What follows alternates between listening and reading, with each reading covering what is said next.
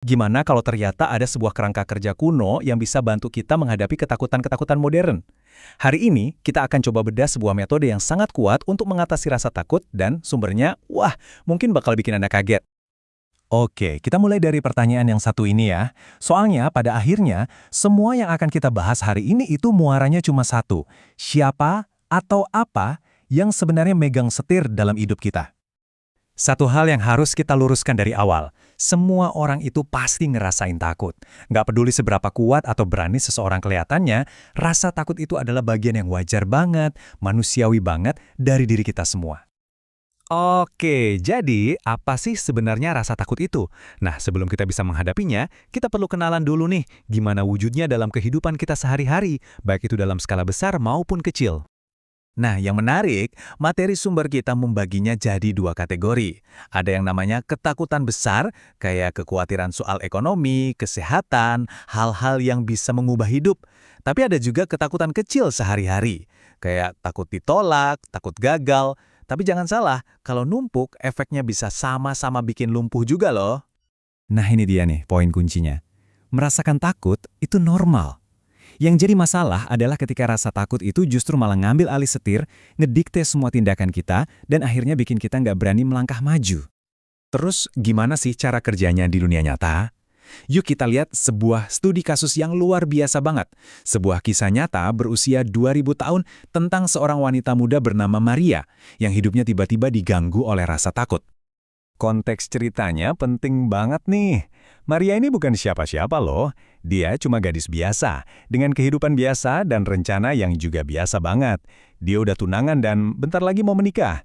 Pokoknya semua kelihatan normal-normal aja. Nah, disinilah dunianya, yang tadinya biasa-biasa aja, mendadak jadi jungkir balik. Sebuah pesan datang, yang bikin semua rencana masa depannya jadi, ya ampun, gak jelas sama sekali. Dan ini yang bikin ceritanya jadi relevan banget buat kita. Coba deh kita pikirin, momen-momen gangguan dalam hidup kita sendiri. Diagnosis kesehatan yang nggak terduga, perubahan pekerjaan, disitulah ketakutan kita yang paling dalam seringkali muncul ke permukaan. Oke, jadi gimana cerita ini ngasih kita alat pertama buat membangun keberanian? Jawabannya, ternyata ada di urutan kejadiannya. Coba perhatiin deh urutannya. Jadi, fondasi keberanian itu diletakkan sebelum tantangannya dijelasin secara lengkap. Ini kunci pertamanya. Prinsip yang disebut anugerah sebelum tugas ini artinya gini, kita itu dipilih bukan karena kita sempurna atau hebat, tapi karena kita didukung. Jaminan kalau kita ditemenin itu datang duluan, baru setelah itu permintaan yang sulitnya. Nah, alat kedua dalam kerangka kerja ini mungkin yang paling praktis ya, terutama pas kita ngerasa tersesat dan nggak bisa lihat gambaran besarnya. Ini soal percaya meski nggak punya peta. Saya suka banget analogi ini, soalnya kebayang banget dan gampang dimengerti. Coba bayangin, Anda lagi nyetir mobil di jalanan yang gelap gulita. Ini ini gambaran yang pas banget buat perasaan nggak pasti yang sering kita alami kan. Lampu depan mobil kita itu nggak nerangin seluruh perjalanan, tapi cuma beberapa meter aja ke depan. Ya, cukup buat langkah kita selanjutnya. Nah, ini pertanyaan kuncinya. Kalau Anda nggak bisa lihat ujung jalannya, apa yang bikin Anda tetap injak pedal gas?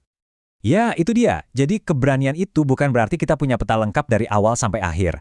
Keberanian itu adalah punya cahaya yang cukup untuk satu langkah ke depan dan percaya kalau jalannya akan tetap ada di sana pas kita maju. Dan ini membawa kita ke puncak ceritanya, di mana semua teori ini diuji dalam satu momen keputusan penting yang diambil Maria. Penting banget buat diingat, kalimat ini tuh bukan pernyataan orang yang nggak punya rasa takut sama sekali. Justru sebaliknya, ini adalah pilihan yang sangat sadar untuk percaya. Meskipun ada ketidakpastian, ada resiko sosial, dan nggak semua pertanyaan terjawab. Ini adalah sebuah tindakan keyakinan yang luar biasa. Oke, sekarang bagian yang paling penting. Gimana caranya kita bisa bawa semua ini ke dalam hidup kita sehari-hari? Yuk, kita coba rangkum jadi sesuatu yang praktis. Jadi, kerangka kerja kuno ini ngasih kita 3 langkah yang praktis banget. Pertama, akui. Lihat rasa takut itu, jangan dihindari. Jujur aja sama diri sendiri. Kedua, nilai. Coba lihat deh, rasa takut ini nahan kamu dari perubahan positif apa sih? Dan yang ketiga, bertindak dengan percaya. Pilih untuk percaya, terus ambil satu langkah ke depan, sekecil apapun langkah itu. Jadi, saya mau tutup sesi kita dengan pertanyaan ini. Balik lagi ke analogi mobil tadi. Kira-kira, jalan apa yang lagi nungguin Anda persis di luar jangkauan sorot lampu depan Anda. Siapa tahu kan, sesuatu yang luar biasa itu cuma butuh satu langkah kecil ke depan, dengan cahaya yang kita punya sekarang.